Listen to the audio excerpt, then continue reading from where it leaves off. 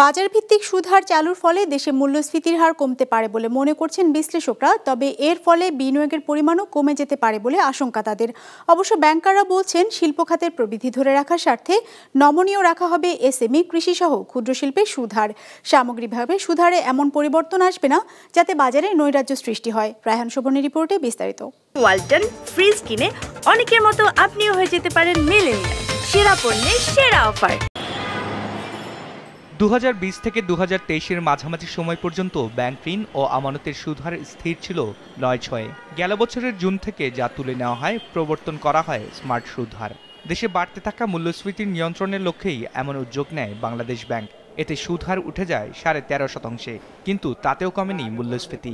এমন বাস্তবতায় আন্তর্জাতিক মুদ্রা তহবিলের ঋণের তৃতীয় কিস্তির অর্থচারের শর্ত হিসাবে চলতি মাসে দেশে চালু করা হয় বাজার ভিত্তিক সুদ হার। এতে সুদ হার অস্বাভাবিকভাবে বেড়ে যাওয়ার আশঙ্কা করছেন দেশের ব্যবসায়ীরা। যদিও ব্যাংকাররা বলছেন বাজার ভিত্তিক হলেও সুদ হার খুব বেশি বাড়ার সুযোগ নেই। আমরা এই মুহূর্তে খুব একটা মেজর কোনো মুভমেন্টে যাব না। মার্কেটটাকে তো দেখার ব্যাপার আছে। আমরা we don't want to create something in the market যেটা একটা অ্যানার্কিজমের মতো হয়ে যাবে, যে দেখে যাক সরকার ছেড়ে দিয়েছে, এটা 15 চার্জ করো, এটা 16 চার্জ করো।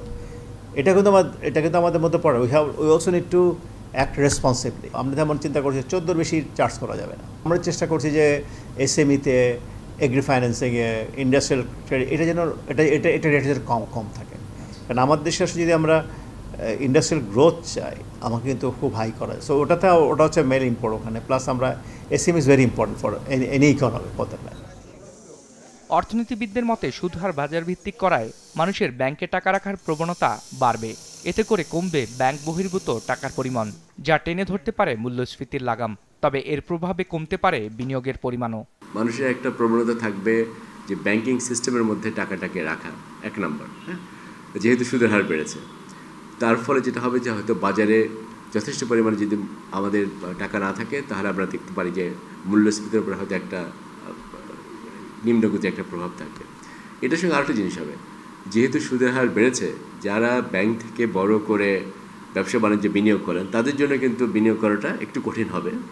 ফলে সেখানেও কিন্তু আমরা দেখতে পারি যে হয়তো খানিকটা বিনিয়োগ কমে যাবে, এবং ফলশ্রুতিতে যেটা হতে পারে যে ওভারঅল আমাদের যে টাকার যে একটা বড় রকমের চাহিদা থাকে, সেটা যদি কমে আসে বাজারে, তাহলে কিন্তু এটাও কিন্তু মূল্যস্ফীতির যে গতি, সেটাকে কিন্তু নিচে নামিয়ে আনার চেষ্টা করবে। সব কিছুই কন্ট্রোল মেকানিজম কিছু করতে পারবেন না, আপনাকে মার্কেটকে ছেড়ে দিতে হবে।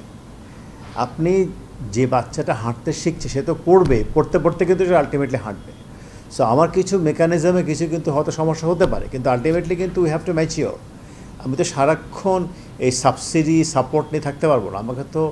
আমাকে আজকে ইন্টারন্যাশনাল মার্কেটে যদি কম্পিট করতে হয়, আমাকে সেই লেভেল অফ ইয়েতে আমাকেও করতে হবে। ইনিশিয়ালি হয়তো একটু আপনার কাছে একটু অস্বস্তি লাগতে পারে, but as time goes by এটা কিন্তু আস্তে আস্তে হয়ে যায়, এবং সব কিছু তখন ওই সিস্টেমে কাজ করে একটা তবে সরকার অভ্যন্তরীণ উৎস থেকে যে হারে ঋণ নিচ্ছে, বেসরকারি খাতে ঋণের চাহিদাও যদি সে পরিমাণ বাড়ে, তাহলে সুদ হার আশঙ্কাজনক হারে বাড়তে পারে বলে শঙ্কা ব্যাংকারদের। যারা আছি, রায়হান শোভন, বিজনেস রিপোর্ট, মাছরাঙা টেলিভিশন।